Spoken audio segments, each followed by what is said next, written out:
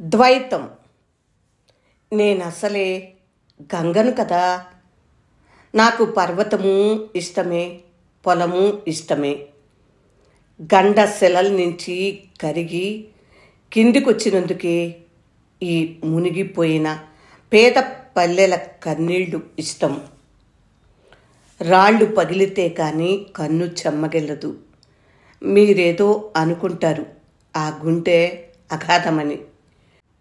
కానీ ఎంత నొప్పో ప్రథమ శిశువుకి పాలు తాపేప్పుడు ఆ తీయని బాధలో మృత్యువుని జయించిన లోయల కేక.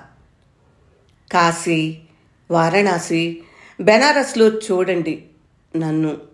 నా దేహం మీద ఖాళీ కాలని ఎన్ని కళేభరాలు.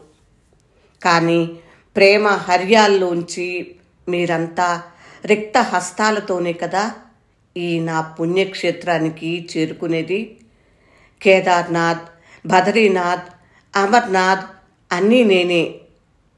ఏనాటివాడు ఆది శంకరాచార్యుడిని తలుచుకుని మీ పాపాల చేతుల్ని పాదాలని కడిగేసుకుంటున్నామనుకుంటున్నారు. కానీ అదంతా హిమాలయాలపైకి మీ ఒట్టి ఎగశ్వాస దిగశ్వాస. ఎండ మావిని నేనే, తొలకరి మొబ్బుని నేనే, కలకత్తా కాళికని నేనే, సలాం బాంబేని నేనే, మదర్ తెరిసాని నేనే, బీస్ట్ అండ్ బ్యూటీని నేనే, పుట్టిన కేకని నేనే, ఆఖరి కౌగిలిని నేనే. ద్వైతం.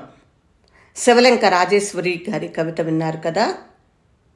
ఈ కవిత్వం మీకు నచ్చిందా ఫ్రెండ్స్? నచ్చితే లైక్ చేయండి, షేర్ చేయండి.